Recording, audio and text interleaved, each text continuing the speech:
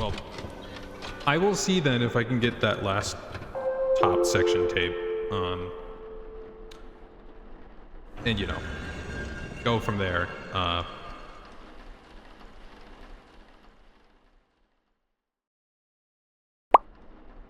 Okay, so I got more than what I said I was going to. Yeah, I thought to myself, well, if I'm gonna get the rest of this, I should just get the rest of them off screen. And so that's what I did. So I'm going to go through all of them now, in sequential order, starting from the very beginning. And if you want to play the game and get these for yourselves, I'll put a little timestamp. I'll put a little timestamp saying when I'm past this, and it's just the outro, so you can hear my thoughts on the game. But if you are here to listen to all the tapes, then this is when I'm gonna do it. Yeah, you kind of already knew that, but you know what? Whatever, man. I'm not good with transitions, kind of. Yeah, I should just go. Okay, so tape 1, tomorrow. If you listen closely, you'll hear the crashing waves of tomorrow outside your door. But fear not, stranger, for those waves are for another day. Today those waves shall sleep, if only for a moment. Because today, my friend, is special. Today you will be tested, again and again and again. But when it's over, when the waves finally break through and split the door, tomorrow will recede and tremble in awe of what you have become. May the tapes of yesterday provide you with the strength that is required for the trials of today. Until tomorrow, my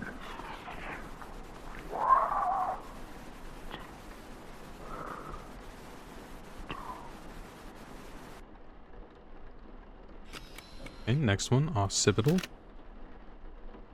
The occipital melody. On the upper floors, the sound can be heard echoing at a distance that always seems just out of reach. Some have speculated that it is a form of communication, echolocation, or even a warning, although again, those remain purely speculative. It is the first of the cephalonic melodies, a triptych of melodies that are experienced throughout the structure. The intent of the sounds and the structure as a whole are currently unknown. And then starting the first yellow one, 000. Hello. Is this on? Alright, whatever. What do I talk about? Okay, well, it's May 5th, 19th, and, I am keeping a record of my life. My doctor recommended that I keep a journal because I have early hypertension. He thought this would help me clear my thoughts and de-stress. I don't know if that's going to help, but, you know, whatever. I guess I'm supposed to talk about my day, right? Well, okay. This week we are, we're starting construction. Or no, sorry, we're finishing construction on the new accelerator. Which, I mean, it's exciting. It's crazy. It's you know, the first one of its kind around here, and I'm tired of everyone talk about it. Personally, I think it's going to flop and fail, and it'll be a huge waste of money. But as long as they keep paying me, I'll keep showing up. So. Then Watcher. FMAC, we call those Watchers. Freaky big fellows, no doubt, but relatively harmless.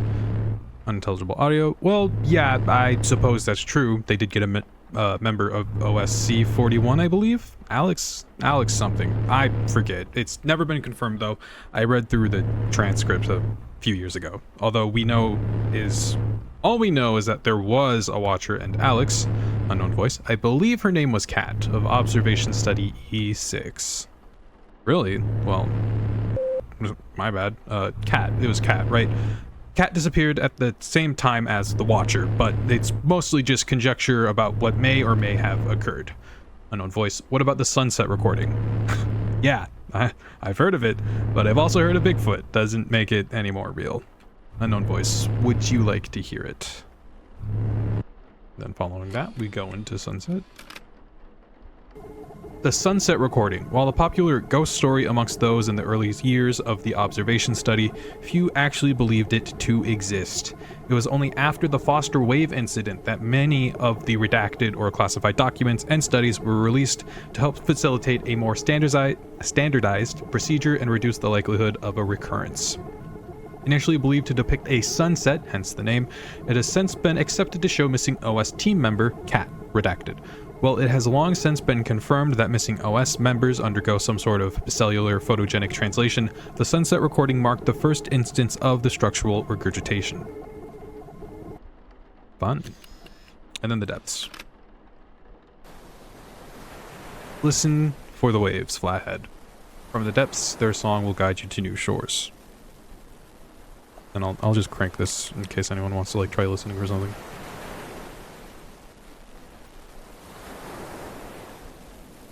I personally don't think there's anything there. It's just waves and static, but that's just me. I'll just put that back at 6. And then we move on to Egg. Well, egg on my face. The accelerator is pretty wild, it turns out. It's weird to live through a moment that you know it's going to be written about, like 50 years from now. Like, everything we know about photons is about to change. Like, everything. And I'm living through that. It's hard to describe, but I did also lose a $50 bet that this was going to totally tank, so, like, experiencing history, losing a $50 bet, it's a toss-up. I personally never would have bet $50. Anyways, that's just me, though. That's just me. 144. Jailong. Christ, this is one of the weirder ones. We picked this up on a cardioid we left in the entryway. One of those things came out and stared at the camera for days. The whole roll, and I'm talking special ordered 144 frame rolls, was this just staring into the lens. Didn't move an inch, which was unfortunate because it blocked most of the frame.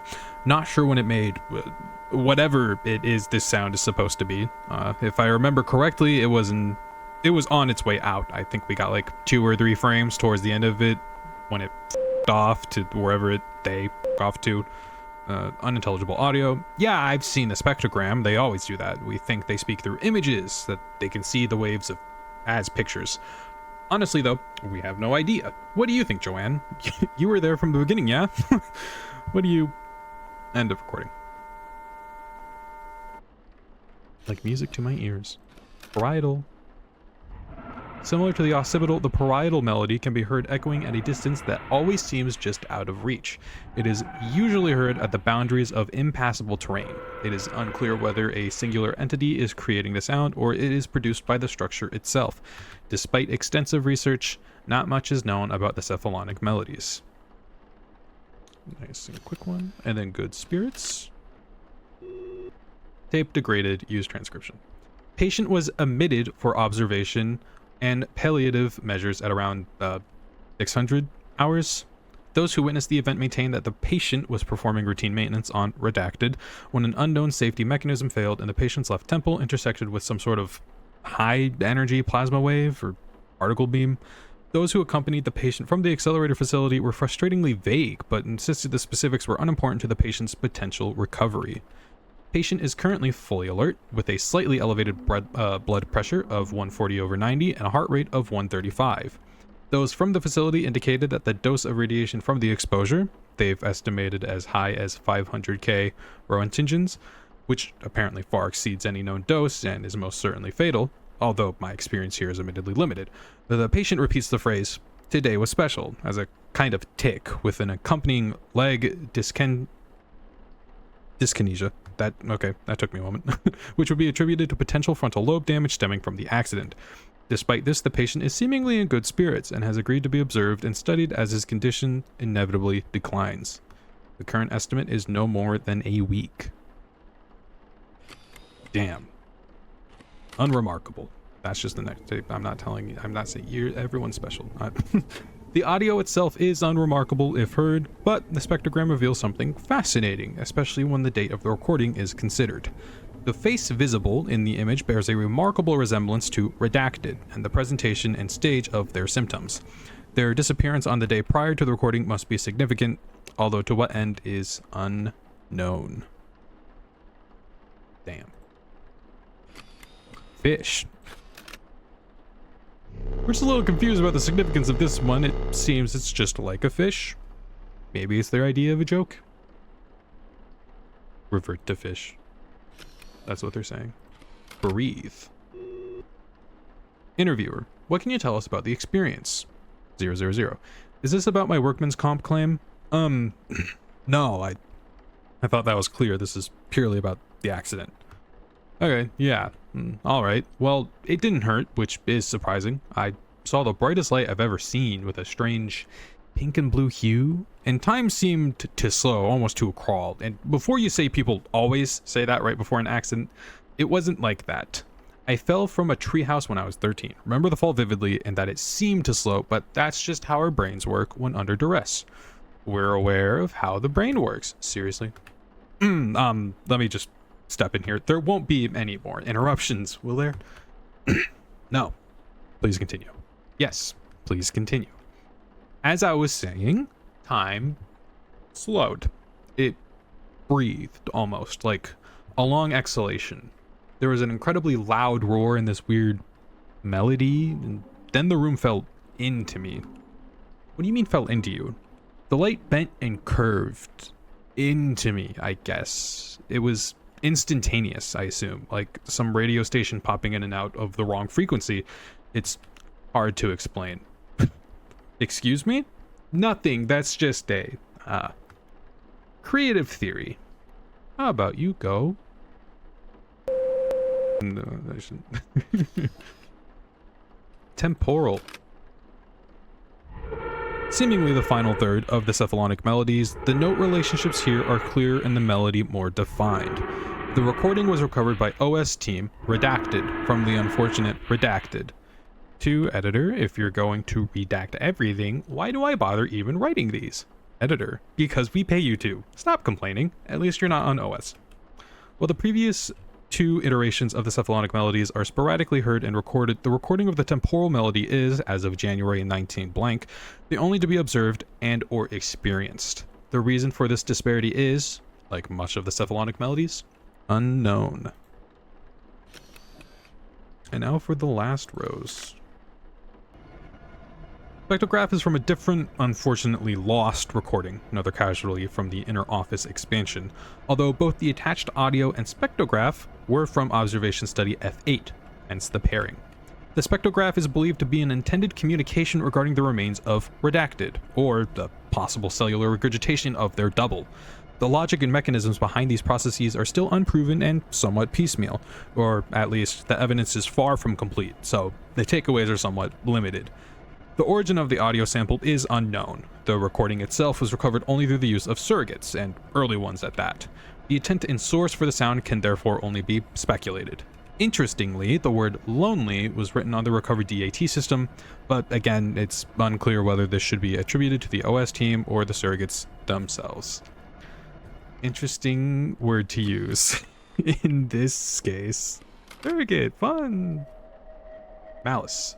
Last known appearance of OSD 76 member Floyd redacted. The delivery of false spectrograms and their frequency cannot be ignored, but the recovered notes and witness accounts corroborate what is seen above. Holy shit. Given the perceived lack of malice and intent, one must assume the purpose of such a projection is not to gloat, but rather perhaps just an echo of the event. The subsequent recording made the day after, however, is still very much top of mind for current OS members. See recording 115XXC. Rip that guy. Memory. Oh, no, okay. Okay. The first instance of the startling, albeit harmless, memoria effect. There are, of course, many theories as to how a spectrogram of what appears to be a real memory is obtained by the structure, or whatever is producing the oral imaging. Because of the nature of the recordings, the validity of the memories cannot be verified, but those present in the image or that knew the source well have gone on record to confirm that the images are strikingly similar to scenes or events that occurred. It should be noted that the images, while similar, often differ in subtle details when compared to the real versions. A brand of television or a haircut, for example, are often shifted to unknown or strange variations. The demeanor of those in the memories are almost always expressionless. Whether this is an attempt at stills or communication is, again, unknown.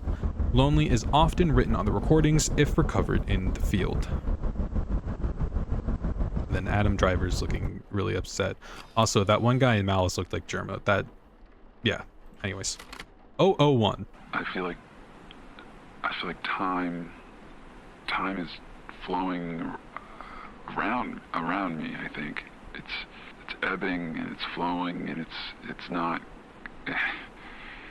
constant like I remember it, like it should be. I mean, I feel like 1 minute I'm at work and I can't even remember what I do. I can't even remember what I do for work, and then the next I'm in this hallway and it's like doinks. I'm sorry. 002. Started seeing these people there, the hallway. I try to talk to them, but they don't seem to understand. It's like they're wearing masks of their faces. I know that sounds crazy, but it's like they have all the right parts, but they don't know what to do with them. They just look. And every time I wake up, there's more of them every time. And they just stare at me. Or maybe I'm staring at them. I mean, you are actively looking at them, but like, hey, you know. 003. I can feel it. I can feel it pulling me down. I can feel it in every atom that is split and called its own. And I won't fight it. I won't. I can't. It's warm and it's light. And I'm going home. I see that now. I see that today is special. Remember that.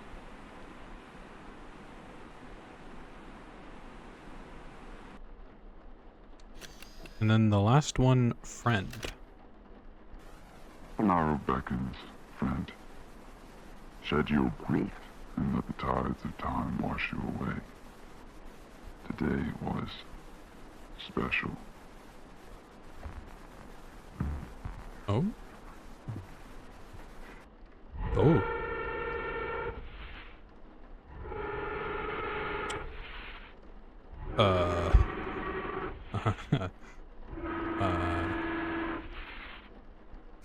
Oh?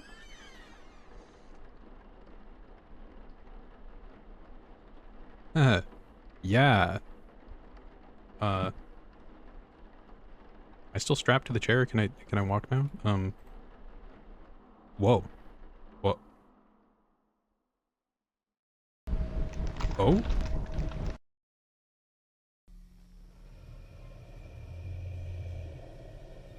What the f-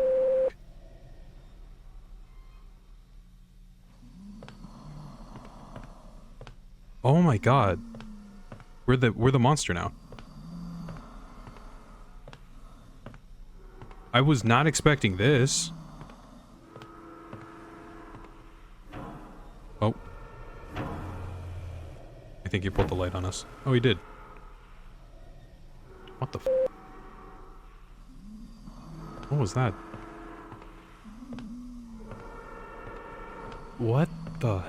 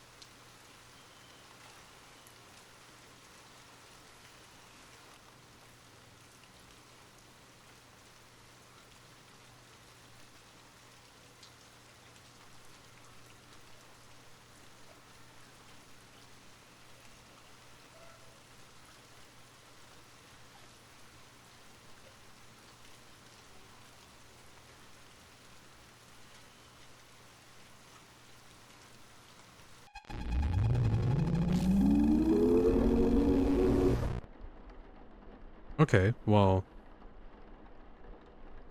that's interesting. It does make me curious though, because there's that one block up there that's not lit. And the blocks light up after you complete a round.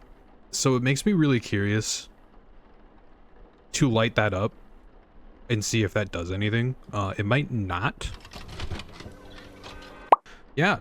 So if that's the case, then yeah, that was that. That was all the tapes. That was, you saw the gameplay. That's what the game had to offer, you know? I actually did write a few notes down here because otherwise I ramble for too long.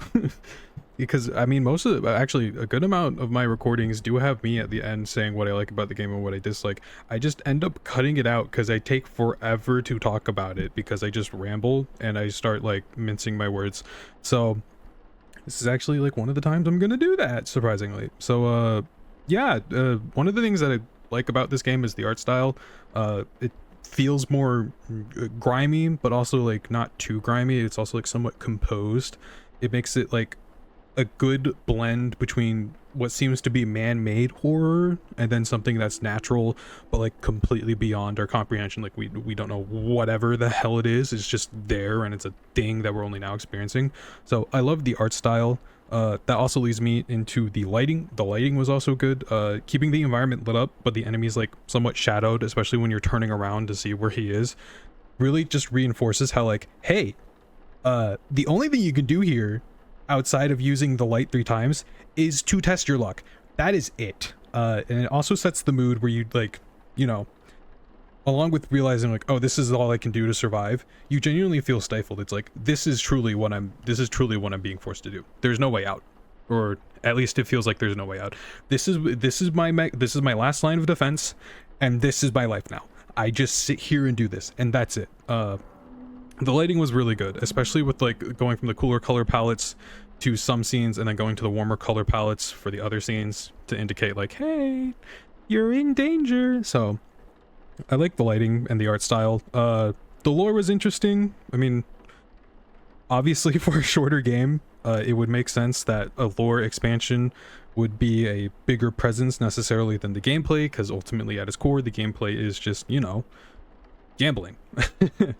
So what, like, unless you added in more mechanics to like, I don't know, reset the enemy or like do something to interact with that more, or your point score, it makes sense that they'd go heavier on the lore. Although I will admit, and this kind of goes into my next bit about gameplay, I do like how the enemy's speed corresponds with how much you have stored up for your points. The higher you have in your points, the faster the enemy moves when you then continue to gamble, and that kind of gives you like 2 kind of playstyles, right? You can either bet everything on the gamble to get as many points as possible before transferring, or you can play it safe and continue to transfer your score just at the cost of the enemy being able to move faster.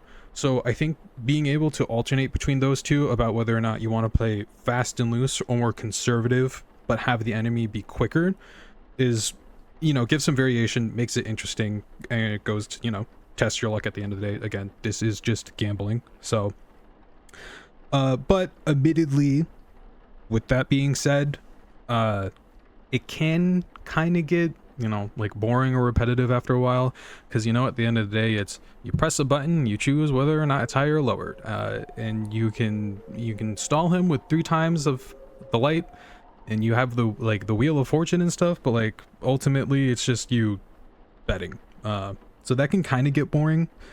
For me at least, it kind of got less scary overall, and the reason why it also kind of got less scary overall is because starting out, the like the lighting, the atmosphere, the sound design, everything about the gameplay like breathes tension. Like you're sitting there just like, what the hell is behind me? What the hell is happening? I don't want to mess this up. But as soon as you do end up getting a bad streak of luck and you do end up getting caught and you have to do the higher or lower like mini game at the end to see whether or not you can reset and maybe get out alive, it kind of loses some of that tension because you know the unknown, and that's one of the scariest things about the game, or scariest thing about horror games in general, is just not knowing what the hell is going on or what will happen when you're caught.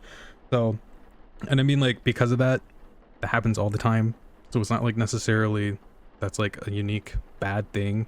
It's just a thing that you have to work around. And I mean, the jump scare isn't the most scary.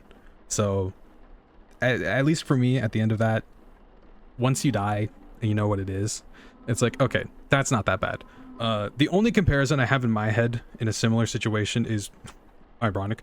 I say ironic. I think it's more funny than ironic. If anything, is how in Five Nights at Freddy's, you're glued to one spot just like how you are in this game, but you're always tense and always not wanting to die because the jump scares are loud in your face.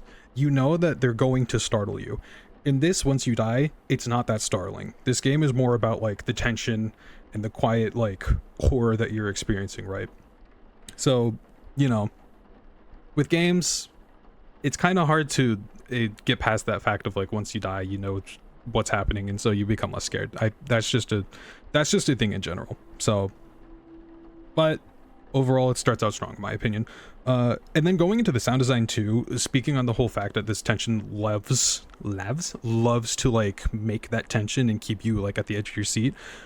The sound design is on point. It really makes the space when you start out feel very claustrophobic and anxiety inducing, especially considering how the game forces you to listen to the enemy sneaking up on you in order to then make the decision of whether or not you want to turn on the light and make another gamble, or if you think you can squeeze out a few more before having to use the lights.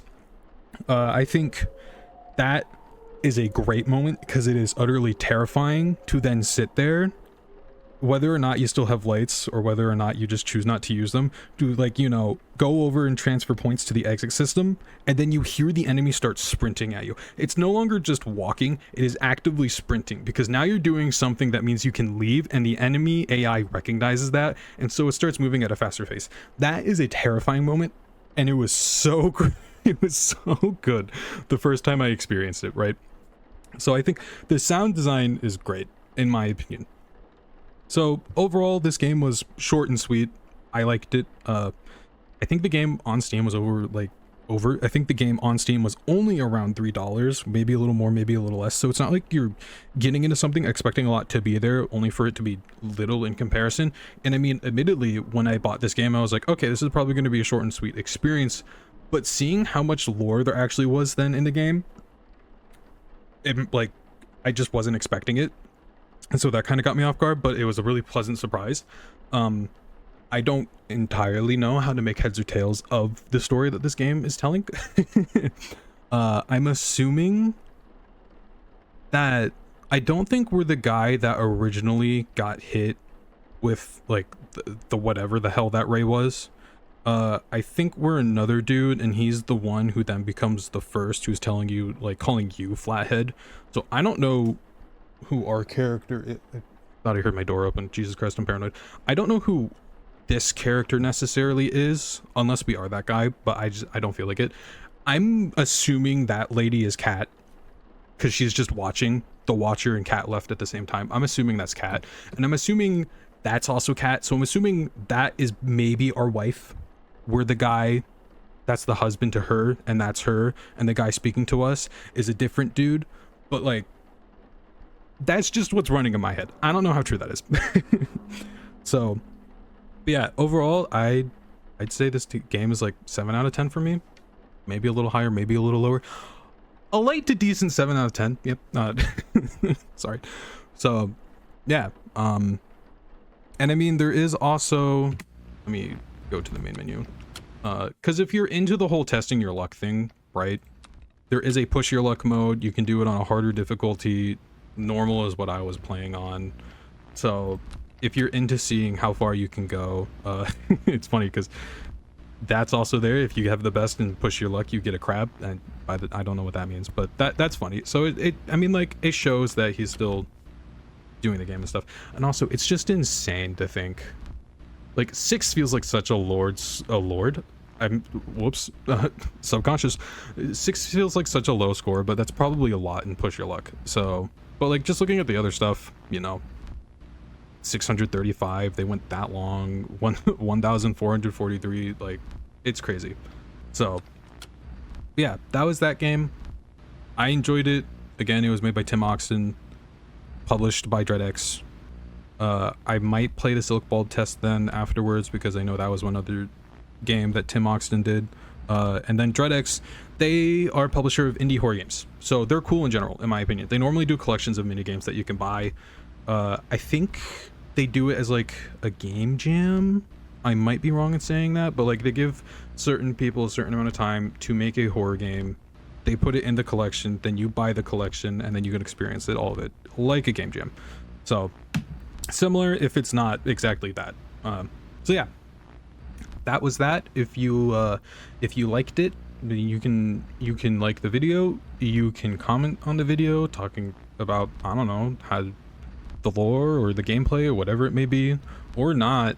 I mean, like, if you wanted to, you can just be like, I hate you, man, and comment it. I don't know, I don't control you. So either way, engagement's engagement. Nah, I'm not gonna go down that route, sorry. But yeah, have a good rest of your day, night, evening, time in space, time in a cave, time in the mall. I don't know where you are, and I don't know what you're doing, but I hope you're enjoying it. Or if you don't want to, don't enjoy it. Again, I'm not your dad. I'm not your parent. I'm just a dude on the internet. Yeah. So, okay. Well, with that being said, that's that. Flathead. I really wanted to give the Anthony Fantano outro of Anthony Fantano, Flathead Forever, but I won't. I mean, I kind of already, you know what? Whatever, man. That was Flathead. I hope you enjoyed, or if you didn't, oh well. At the end of the day, we'll see you guys in the next video.